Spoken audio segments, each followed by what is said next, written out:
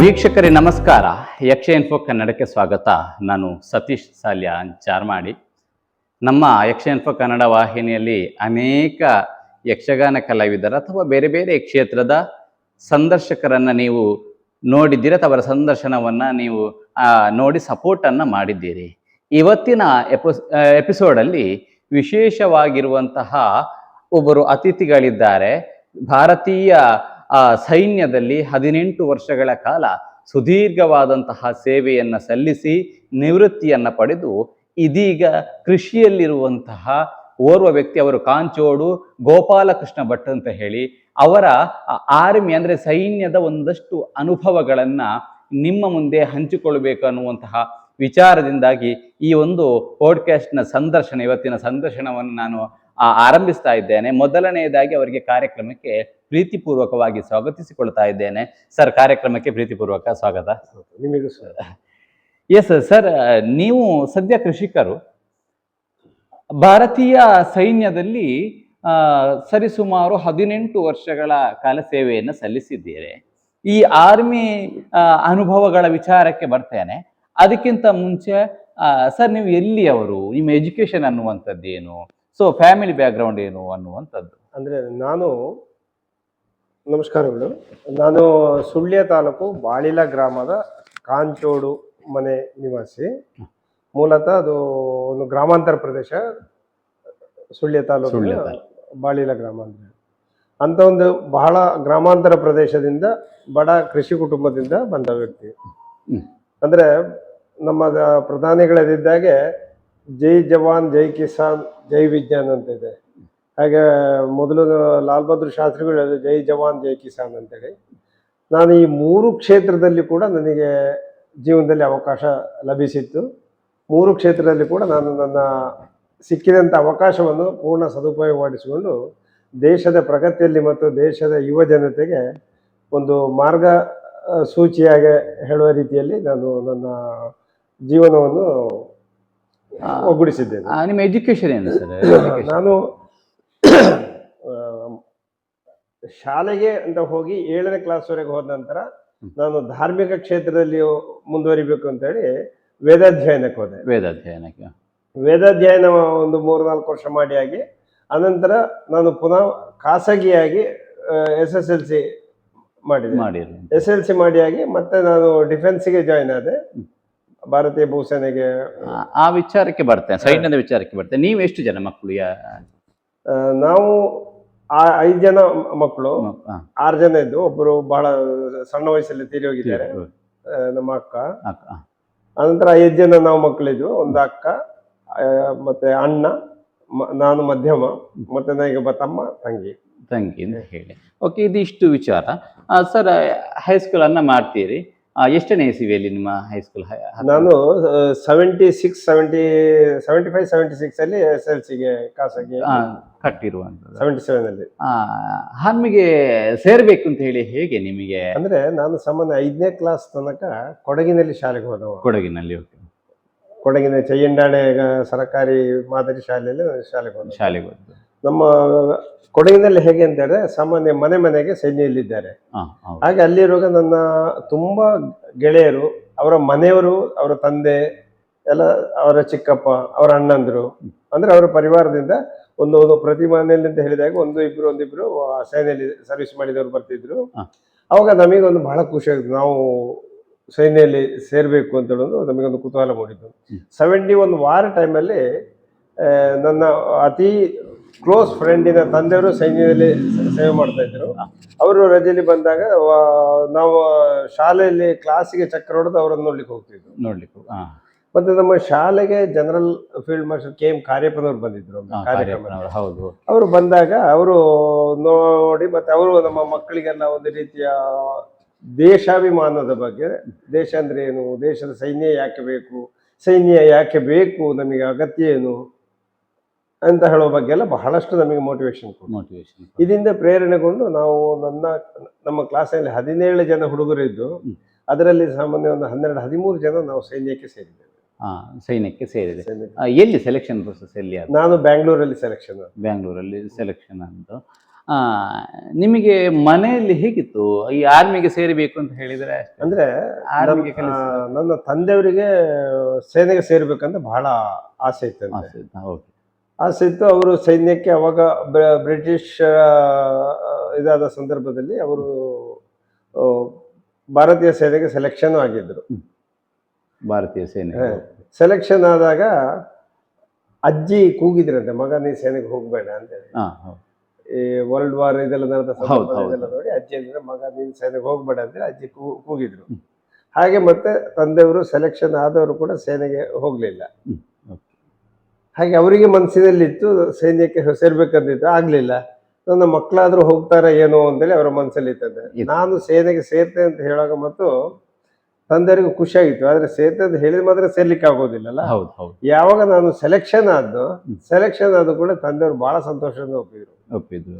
ಹೇಳಿದ್ರು, ಮಗ ನನಗೆ ಹೋಗ್ಬೇಕಂತ ಆಸೆ ಇತ್ತು, ಆಗ್ಲಿಲ್ಲ, ನನ್ನ ಆಸೆಯನ್ನು ನೀನು ಪೂರ್ಣಗೊಳಿಸಿದ್ಯಾ, ಪೂರ್ಣ ಸರ್ವಿಸ್ ಮಾಡಿ ಬಾ ಅಂತ ಹೇಳಿದ್ರು. ಅವಾಗ ಅಮ್ಮನು ಏನ್ ಮಾಡಿದ್ರು, ಅದಕ್ಕೆ ತಂದೆಯವರ ಹೇಳಿದ್ದಕ್ಕೆ ಅಮ್ಮ ಎಂದಿಗೂ ಮೀರ್ತಿತ್ತಿಲ್ಲ.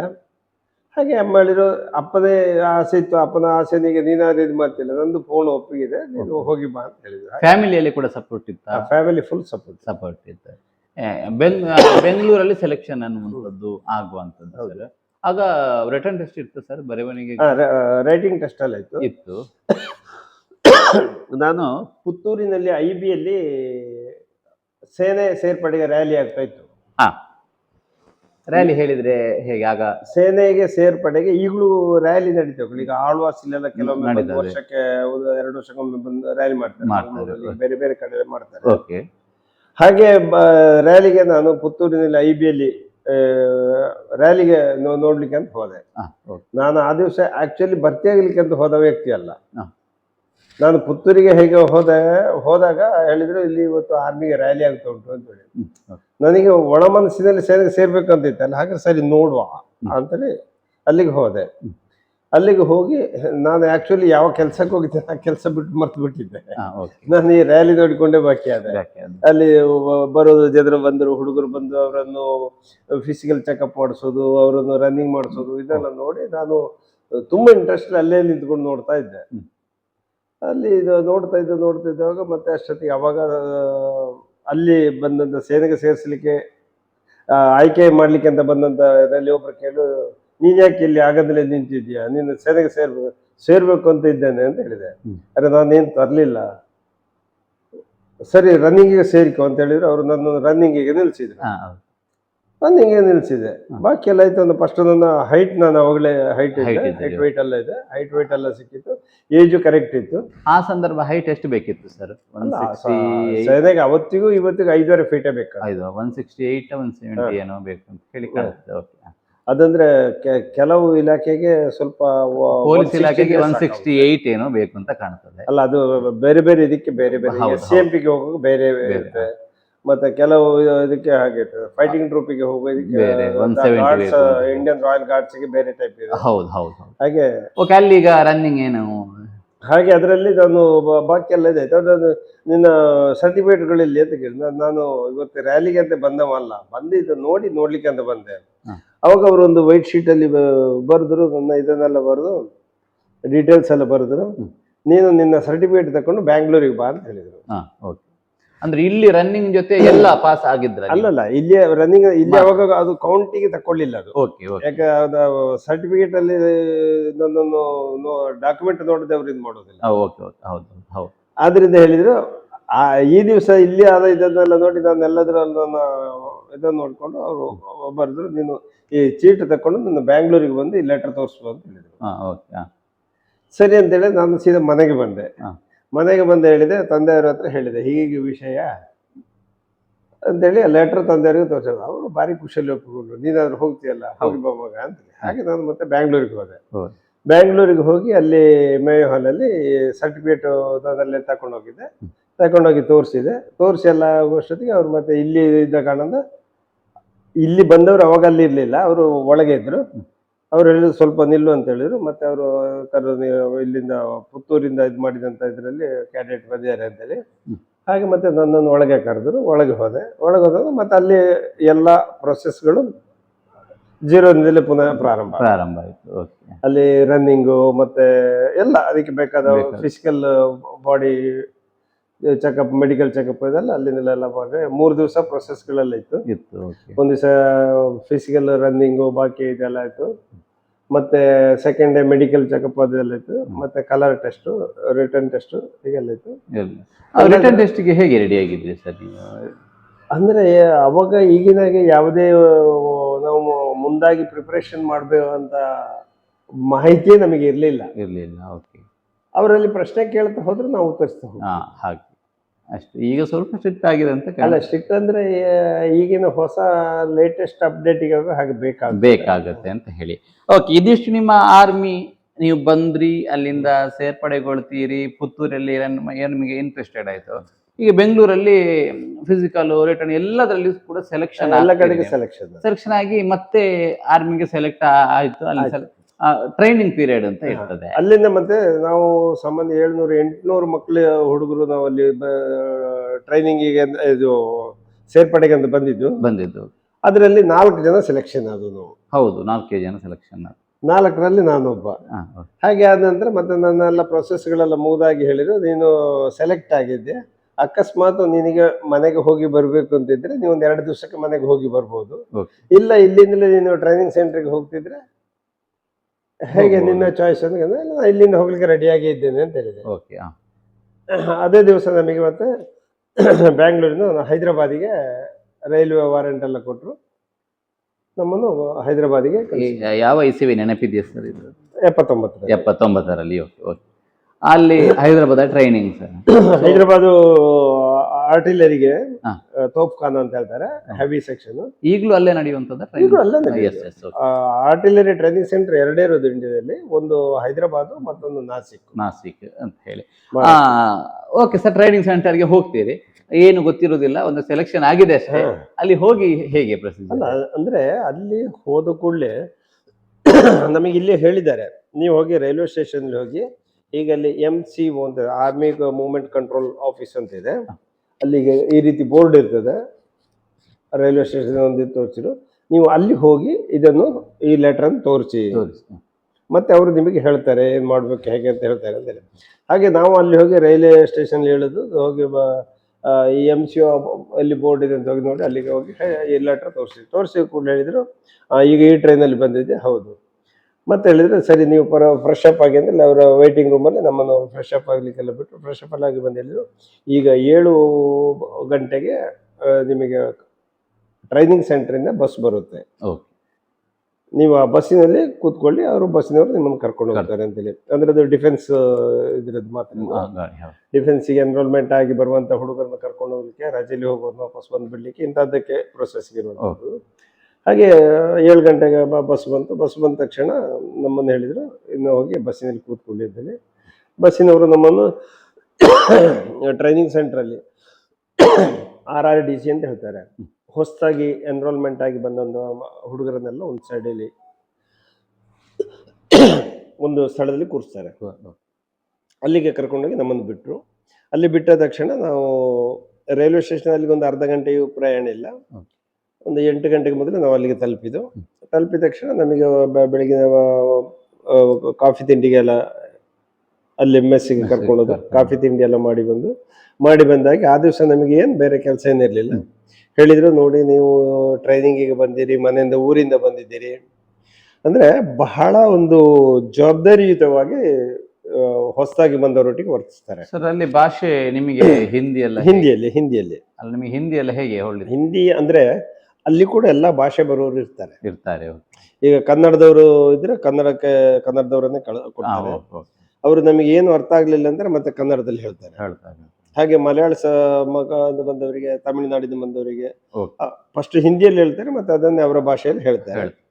ಮತ್ತೆ ಹೇಳ್ತಾರೆ, ನಿಮಗೆ ಈಗ ಇಲ್ಲಿ ನೀವು ಬಂದಿದ್ದೀರಿ, ನೀವು ಮನೆ ಬಿಟ್ಟು ಬಂದಿದ್ದೀರಿ, ನಿಮ್ಮ ಪರಿವಾರದಿಂದ ನೀವು ದೂರ ಇದ್ದೀರಿ, ಈಗ ಭಾಷೆ ನಿಮಗೆ ಗೊತ್ತಿರೋಲ್ಲ, ಹಾಗೆ ನೀವು ಏನು ಫೀಲ್ ಮಾಡೋದು ಬೇಡ, ನಿಮಗೆ ಏನೇ ತೊಂದರೆಗಳಾದ್ರೆ ಅಥವಾ ನಿಮ್ಗೇನು ಗೊತ್ತಾಗದಿದ್ರೆ, ಏನು ಸಮಸ್ಯೆ ಇದ್ರೆ ನೀವು ನಮ್ಮ ಹತ್ರ ಹೇಳಬೇಕು ಅಂತೇಳಿ ಈ 15 ಜನರಿಗೆ ಒಬ್ಬನಾಗೆ ಒಂದು ಗೈಡ್ ಇದ್ದಾಗೆ ಒಬ್ಬೊಬ್ಬನೊಂದು ಮೇಂಟೈನರ್ ಕೊಡ್ತಾರೆ. ಈ ಮೇಂಟೈನರ್ ಹತ್ರ ನಾವು ಏನಿದ್ರೆ ಅವ್ರ ಹತ್ರ ವ್ಯವಹರಿಸ್ಬೇಕು. ಹಾಗೆ 15 ದಿವಸ, ಒಂದು ವಾರ ನಮಗೆ ಆ ದಿವಸ ಆಗಿದ್ದು. ಮತ್ತೆ ಆ ದಿವಸ ಸಂಜೆ ನಮ್ಮನ್ನು ಪುನಃ ಎಲ್ಲವನ್ನು 15 ಜನರನ್ನು ಕೂರಿಸಿ ಒಂದು ಬ್ರೀಫಿಂಗ್ನಾಗೆಲ್ಲ ಮಾಡ್ತಾ ಇದ್ರು. ಮತ್ತೆ ಟ್ರೈನಿಂಗ್ ಪೀರಿಯಡ್ ನಡೆಯುವಂತ ಜಾಗೆಗಳಿಗೆ 2 ದಿವಸ ಬೆಳಿಗ್ಗೆ ಎದ್ದು PT ರನ್ನಿಂಗಿಗೆಲ್ಲ ನಾವು ಹೋಗ್ಲಿಕ್ಕಿಲ್ಲ. ಆ ಟೈಮಲ್ಲಿ 6 ಗಂಟೆ ಹೊತ್ತಿಗೆಲ್ಲ ಅಲ್ಲಿ ಸೇರೋದು. ಸೇರಿ ಆದ ನಂತರ ಬಾಕಿ 15 ದಿವಸ ಕಳೆದ ನಂತರ ಪೀರಿಯಡ್ ಸ್ಟಾರ್ಟ್ ಆಗುತ್ತೆ. ಅವರೆಲ್ಲ ಮಾಡೋ ಪೀರಿಯಡ್ಗಳನ್ನೆಲ್ಲ ನಮಗೆ ಒಂದು 3 ದಿವಸ ಹೋಗಿ ಎಲ್ಲ ಕಡೆ ಹೋಗಿ ಒಂದು ಅರ್ಧ ಗಂಟೆ ಕೂರಿಸೋದು. ನೀವೆಲ್ಲ ನೋಡಿ ಹೇಗೆ ಮಾಡ್ತಾರೆ ಅಂತೇಳಿ ಎಲ್ಲ. ಆ ದಿವಸ ನಾವು ಏನು ಮಾಡ್ಲಿಕ್ಕಿಲ್ಲ, ಹೋಗೋದು ಜಸ್ಟ್ ಕೂರೋದು, ಅವರು ಹೇಗೆ ರನ್ನಿಂಗ್ ಮಾಡಿ ಬರ್ತಾರೆ, ಏನೇನು ಮಾಡ್ತಾರೆ ಆಪ್ಟಿಕಲ್ಸ್ ಎಲ್ಲ, ಅದನ್ನೆಲ್ಲ ನೋಡುವುದು. ಹೀಗೆ 3 ಡೇಸ್ ಹೋಯ್ತು. ಆನಂತರ ಮತ್ತೆ 4th ಡೇಸಿಂದ ಬಂದು ನಮ್ಮನ್ನು ಪುನಃ ಒಂದು ಈ ಕ್ಲಾಸಿನಾಗೆ ತಗೊಳ್ಳಿಕ್ಕೆ ಶುರು ಮಾಡಿದ್ರು. ಕ್ಲಾಸ್ ರೂಮಿಗೆ ಕರ್ಕೊಂಡೋಗಿ ಅಲ್ಲಿ ಸ್ಕ್ರೀನ್ ಅಲ್ಲಿ ತೋರಿಸ್ತಾರೆ. ಸ್ಕ್ರೀನ್ ಅಲ್ಲಿ ತೋರಿಸಿ ಆದ ನಂತರ ನಮ್ಮ ಹತ್ರ ಕೇಳ್ತಾರೆ, ಇದೇನ್ ಮಾಡಿದ್ರಿ, ನೋಡಿ ಬಂದಿದ್ದೀರಲ್ವಾ ಬಗ್ಗೆ, ಅದರ ಬಗ್ಗೆ ಇನ್ನು ಸ್ವಲ್ಪ ನೆಕ್ಸ್ಟ್ ಸ್ಟೆಪ್ ಕೇಳುವಂತ. ಒಂದು ಪಾಠ, 2ನೇ ಪಾಠ, 3ನೇ ಪಾಠದಾಗ ಹಾಗೆ ಇದಾಯ್ತು. ಹಾಗೆ 15 ಮತ್ತೆ ಒಂದು ವಾರ ಆಗುವಷ್ಟೊತ್ತಿಗೆ ಈ ಮಧ್ಯದಲ್ಲಿ ನಮಗೊಂದು ಬೆಳಿಗ್ಗೆ ಒಂದು ದಿವಸ ಕರ್ಕೊಂಡೋಗಿ ಅಲ್ಲಿ ಪುನಃ ಮೆಡಿಕಲ್ ಚೆಕಪ್ ಆಗ್ತದೆ. ಮೆಡಿಕಲ್ ಚೆಕಪ್ ಆಗಿ ಮತ್ತೆ ನಮಗೆ ಬಾಡಿಗೆ TTAB ಇಂಜೆಕ್ಷನ್ ಎಲ್ಲ ಕೊಡ್ತಾರೆ. ಇಂಜೆಕ್ಷನ್ ಕೊಟ್ಟು ಒಂದು 2 ದಿವಸ ಮೈ ಕೈ ನೋವು ಅದೆಲ್ಲ ಇರ್ತದೆ. ನಮ್ಮ ಬಾಡಿ ಅಲ್ಲಿಗೆ ಸೆಟ್ ಆಗ್ಬೇಕಲ್ಲ. ಹಾಗೆ ಸೆಟ್ ಆದ ನಂತರ ಮತ್ತೆ ಒಂದು 15 ದಿವಸ ಆದ ನಂತರ ನಮ್ಮನ್ನು ಪ್ರಾಪರ್ ಟ್ರೈನಿಂಗ್ ಅದಕ್ಕೆ ಕರ್ಕೊಂಡೋಗಿ 15 ಒಂದು ಸ್ಕ್ವಾಡ್ ಮಾಡ್ತಾರೆ ಕ್ಲಾಸ್ ರೂಮ್ ಇದ್ದಾಗೆ. ಅಲ್ಲಿ ನಮಗೊಬ್ಬರು ಲೀಡರ್ ಇರ್ತಾರೆ, ಮತ್ತೆ ನಮ್ಮ ಈ ಮೆಂಟರ್ ಇರ್ತಾರೆ. ಅವರು ನಾವು ಏನಿದ್ರು ಕೂಡ ಅವ್ರ ಹತ್ರ ಇರಬೇಕು. ಅಲ್ಲಿವರೆಗೆ ನಮಗೆ ನಮ್ಮ ಭಾಷೆಯಲ್ಲಿ ವ್ಯವಹರಿಸಲಿಕ್ಕೆ ಹೆಚ್ಚು ಅವಕಾಶ ಇತ್ತು. ಅಲ್ಲಿಂದ ಮತ್ತೆ ನಮಗೆ ನಮ್ಮ ಭಾಷೆಯಲ್ಲಿ ವ್ಯವಹರಿಸಲಿಕ್ಕೆ ಅವಕಾಶ ಕಡಿಮೆ ಆಗಲಿಕ್ಕೆ ಶುರು ಆಯಿತು. ಹಿಂದಿಯಲ್ಲಿ ವ್ಯವಹಾರ ಜಾಸ್ತಿ ಆಯಿತು. ಅವಾಗ ನಮಗೆ ಸಾಮಾನ್ಯ ಹೇಳಿದ್ದೆಲ್ಲ ಅರ್ಥ ಆಗ್ಲಿಕ್ಕೆ ಶುರು ಆಗ್ತಾ ಇತ್ತು. ನಾವು ಹೇಳಲಿಕ್ಕೆ ಸರಿ ಗೊತ್ತಾಗದಿದ್ರು ನಾವು ಹೇಳಿದ್ದು ಅವರಿಗೆ ಅರ್ಥ ಆಗಿದೆ, ಅವರಿಗೆ ಕನ್ನಡ ಬರ್ತಿತ್ತು. ಮತ್ತೆ ಹಾಗೆ ಮತ್ತೆ 1 ತಿಂಗಳಾಗ ಮತ್ತೆ ಸರಿಯಾಗಿ ಮಾತಾಡ್ಲಿಕ್ಕೆ. ಟ್ರೈನಿಂಗ್ ಎಷ್ಟು ಟೈಮ್ ಇರುತ್ತೆ? 1 ವರ್ಷ. 1 ವರ್ಷದ ಟ್ರೈನಿಂಗ್ ಇರ್ತದೆ.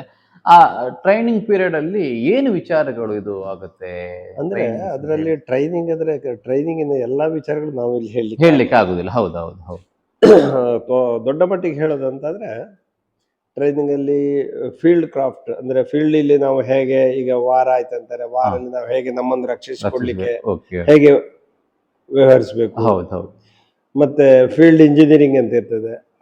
ಅರ್ಜೆಂಟ್ ಬಿದ್ದಾಗ ನಾವು ವಾರ್ ಫೀಲ್ಡ್ ಅಲ್ಲಿ ಹೇಗೆ ಹೋಗ್ಬೇಕು, ಇಂಜಿನಿಯರಿಂಗ್ ಕೆಲವೆಲ್ಲ ಈಗ ರೋಡ್ ತಯಾರು ಮಾಡೋದು ಅಥವಾ ಹೇಗೆ ಇಂಥದಕ್ಕೆಲ್ಲ ಬೇಕಾದ ನಮ್ಮ ಹತ್ರ ಇಕ್ವಿಪ್ಮೆಂಟ್ಗಳು ಇರ್ತವೆ. ಇಕ್ವಿಪ್ಮೆಂಟ್ಗಳು ನಾವು ಹೇಗೆ ಶಿಫ್ಟ್ ಮಾಡಿಸ್ಬೇಕು, ಯೂಸ್ ಮಾಡೋದು ಹೇಗೆ, ಶಿಫ್ಟ್ ಮಾಡೋದು ಹೇಗೆ, ಅದನ್ನು ಪ್ರೊಟೆಕ್ಟ್ ಮಾಡೋದು ಹೇಗೆ, ಹೀಗೆಲ್ಲ ಬೇರೆ ಬೇರೆ ಘರ್ಷಣೆ ಟೈಮ್ ಅಲ್ಲಿ ಹೇಗೆ ನೀವು ಇಂಥದ್ದು ಟ್ರೈನಿಂಗ್ ಗಳೆಲ್ಲ ಇರ್ತದೆ ಅಂತ ಹೇಳಿ. ಅಂದ್ರೆ ಎಲ್ಲಾ ಟ್ರೈನಿಂಗ್ಗಳು ವಾರ್ ಫೀಲ್ಡ್ ಅಲ್ಲಿ ಅವನನ್ನು ರಕ್ಷಿಸಿಕೊಳ್ಬೇಕು, ಅವನ ದೇಶದ ಇಕ್ವಿಪ್ಮೆಂಟ್ಗಳನ್ನು ರಕ್ಷಿಸಬೇಕು. ಹಾಗೆ ಎನಿ ಮೇಲೆ ಅಟ್ಯಾಕ್, ಫೈರಿಂಗ್ ಇದ್ದಲ್ಲ ಅಲ್ಲಿ ನಿಮಗೆ ಫೈರಿಂಗ್ ರೇಂಜ್ ಅಲ್ಲಿ ಅದು ದಿವಸಗಳಿದ್ದಾವೆ. ವಾರದಲ್ಲಿ ಇಂಥ ದಿವಸ ಫೈರಿಂಗ್ ರೇಂಜ್ ಅದು ಸ್ವಲ್ಪ ದೂರ ಇರ್ತದೆ. ಹೌದು, ಫೈರಿಂಗ್ ರೇಂಜ್ಗೆ ದೂರ ಹೋಗಿ ಅಲ್ಲಿ ಸ್ಮಾಲ್ ಆರ್ಮ್ಸ್ ಇರ್ತದೆ. ಸ್ಮಾಲ್ ಆರ್ಮ್ಸ್ ಫಸ್ಟ್ 6 ತಿಂಗಳು ಸ್ಮಾಲ್ ಆರ್ಮ್ಸ್ ಇದರಲ್ಲೇ. ಈಗ SLR ಅಂದ್ರೆ ಸೆಲ್ಫ್ ಲೋಡಿಂಗ್ ರೈಫಲ್ಸ್ ಇಂಥದ್ದೆಲ್ಲ, stun gun, carbon machine gun ಅಂದ್ರೆ, ಮತ್ತೆ ಅದಾದ ನಂತರ ಮತ್ತೆ LMG ಫೈರಿಂಗ್, LMG ವಿಚಾರಗಳು 1 ವರ್ಷದಲ್ಲಿ ಕವರ್ ಆಗುತ್ತಾ?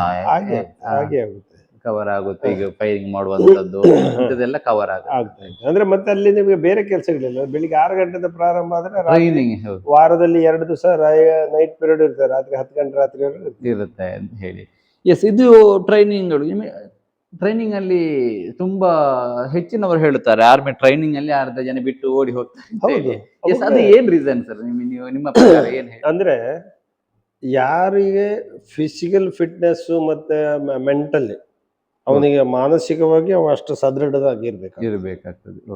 ಯಾವ ಕಷ್ಟ ಬಂದ್ರು ನಾನು ಎದುರಿಸಲಿಕ್ಕೆ ಸಿದ್ಧ, ನನ್ನ ಗುರಿ ತಲುಪಬೇಕಾದ್ ಮುಖ್ಯ, ಬರುವ ಕಷ್ಟ ನನಗೆ ನಗಣ್ಯ ಅಂತ ಇರ್ಬೇಕು. ಹೌದು, ಫೇಸ್ ಮಾಡ್ತೇನೆ ಅಂತ ಹೇಳಿ. ಫೇಸ್ ಮಾಡುತ್ತೇನೆ ಅಂತ ಅವನಲ್ಲಿ ಯಾರಿಗೆ ಆ ಒಂದು ಮಾನಸಿಕ ಧೈರ್ಯ ಬರ್ತಾ ಇರ್ತದೆ, ಅವ ತನ್ನಷ್ಟಕ್ಕೆ ಎಲ್ಲ ಫೇಸ್ ಮಾಡ್ಕೊಂಡು ಹೋಗ್ತಾನೆ. ಕೆಲವರು ಏನಂತಾರೆ, ಅವರಿಗೆ ಮಾನಸಿಕವಾಗಿ ತುಂಬಾ ಅವರು ಅಲ್ಲಿ ಬಹಳಷ್ಟು ಹೇಳ್ತಾರೆ, ಕೌನ್ಸಿಲಿಂಗ್ ಮಾಡಿ ಹೇಳ್ತಾರೆ, ಮತ್ತೆ ಹೊಡಿತಾರಂತೆ ಇರ್ತದೆ ಅಂತ ಹೇಳ್ತಾರೆ. ಈಗ ಒಬ್ಬ ಒಂದು ಸತಿ 2 ಸತಿ ಅಲ್ಲ 10 ಸತಿ ಅದೇ ತಪ್ಪು ಮರುಕಳಿಸ್ತಿದ್ದೆ ಮತ್ತೆ ಅವ್ರನ್ನ ಸ್ವಲ್ಪ ಜೋರು ಮಾಡ್ಬೇಕಾಗ್ತದೆ. ಹೌದು. ಹಾಗೇಳಿ ಹೊಡೆದು ಬಡ್ದು ಮಾಡುವಂತದ್ದು ಅದು ಮೊದಲು ಇತ್ತಂತೆ, ಆದ್ರೆ ಈಗ ಅದಿಲ್ಲ. ಈಗ ಇಲ್ಲ ಅಲ್ಲ. ಹೌದು. ನಿಮ್ಮ ಟ್ರೈನಿಂಗ್ ಟೈಮಲ್ಲಿ ಯಾರಾದ್ರೂ ಇದ್ದಾರ ಸರ್, ಬಿಟ್ಟು ಅರ್ಧದಲ್ಲಿ ಹೋದವರು ಇದ್ದಾರೆ? ಬಂದವರು ಇದ್ದಾರೆ, ಆದ್ರೆ ಅದಕ್ಕೆ ಪ್ರಾಪರ್ ಪ್ರೊಸೀಜರ್ ಇದೆ. ಈಗ ನಾವು ಟ್ರೈನಿಂಗ್ ಮಾಡ್ಲಿಕ್ಕೆ ನಮ್ಗೆ ಆಗೋದಿಲ್ಲ ಅಂತ ಇದ್ರೆ ನಾವು ಹೋಗ್ಲೇಬೇಕು, ನಮ್ಮನ್ನು ಸಾಧ್ಯವಿಲ್ಲ ಅಂತ ಆದ್ರೆ ನಾವು ಅಲ್ಲಿ ಹೇಳಿದ್ರೆ ಮತ್ತೆ ನಮ್ಮ ಕೈಯಿಂದ ರೈಟಿಂಗ್ ಅಲ್ಲಿ ತಕೊಳ್ತಾರೆ. ನಾವು ರೈಟಿಂಗ್ ಅಲ್ಲಿ ಇಲ್ಲ, ನಾನು ಮನೆಗೆ ಹೋಗ್ತೇನೆ, ನನಗೆ ಆರ್ಮಿ ಸರ್ವಿಸ್ ಬೇಡ ಅಂತೇಳಿ ನಾವು ರೈಟಿಂಗ್ ಅಲ್ಲಿ ಬರೆದು ಕೊಟ್ರೆ ನಮ್ಮ ಡಾಕ್ಯುಮೆಂಟ್ಸ್ ಎಲ್ಲ ಇರ್ತದೆ, ಅಲ್ಲಿ ಡಾಕ್ಯುಮೆಂಟ್ ಅನ್ನೆಲ್ಲ ಫೈಲ್ ಕ್ಲೋಸ್ ಮಾಡಿ ನಮಗೆ ಕೊಡ್ತಾರೆ, ನಮ್ಮನ್ನು ಕಳಿಸಿ. ಅವರನ್ನ ಮನವೊಲಿಸುವ ಪ್ರಯತ್ನ ಏನಾಗುದಿಲ್ವಾ?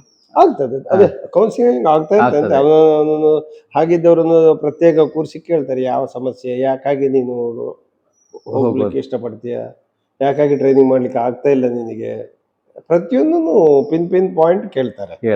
ಕೇಳಿ ಅದಕ್ಕೆ ಬೇಕಾದ ಸೊಲ್ಯೂಷನ್ ಹೇಳ್ತಾರೆ. ನಿಮಗೆ ಟ್ರೈನಿಂಗ್ ಪೀರಿಯಡ್ ಅಲ್ಲಿ ಸಾಕಪ್ಪ ಇದು ಬೇಡ ಇತ್ತು ಅಂತ ಏನಾದ್ರು ಒಮ್ಮೆ ಅನಿಸ್ಲಿಲ್ಲ. ಅಂದ್ರೆ ನಾವು ಎಲ್ಲರೂ ನನ್ನ ಸ್ಕ್ವಾಡಿನಲ್ಲಿ ಯಾರೊಬ್ಬನು ಹಾಗೆ ಹೋಗ್ಲಿಲ್ಲ. ಅಂದ್ರೆ ಹೋಗ್ತಾರೆ, ಈಗ ಒಂದು 300-400 ಜನರಿಗೆ ಒಂದಿಬ್ರು ಹೋಗ್ತಾರೆ, ಇಲ್ಲ ಅಂತ ಬಹಳ ಕಡಿಮೆ. ಮಾನಸಿಕವಾಗಿ ಸ್ಟ್ರಾಂಗ್ ಇರುವುದಿಲ್ಲ ಅನ್ನೋ ಉದ್ದೇಶ ಇಲ್ಲ. ಎಸ್, ಇದಿಷ್ಟು ನಿಮ್ಮ ಏನಂತಾರೆ, ಅವರಿಗೆ ಮನೆಯಲ್ಲಿ ತುಂಬಾ ಕೊಂಡಾಟದಲ್ಲಿ ಬೆಳೆಸಿರ್ತಾರೆ.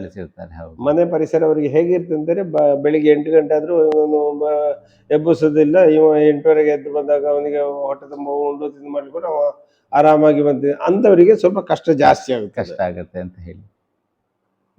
ಯಾವಾಗಲೂ ಇಲ್ಲಿ ಕೂಡ ಆಕ್ಟಿವ್ ಇರ್ತಾರೆ, ಅಂತ ಮಕ್ಕಳಿಗೆ ಅಲ್ಲಿ ಏನು ಕಷ್ಟ ಆಗುದಿಲ್ಲ ಅಂತ ಹೇಳಿ. ಎಸ್, ಇದಿಷ್ಟು ನಿಮ್ಮ ಆರ್ಮಿ ಟ್ರೈನಿಂಗ್ ನ ವಿಚಾರಗಳು.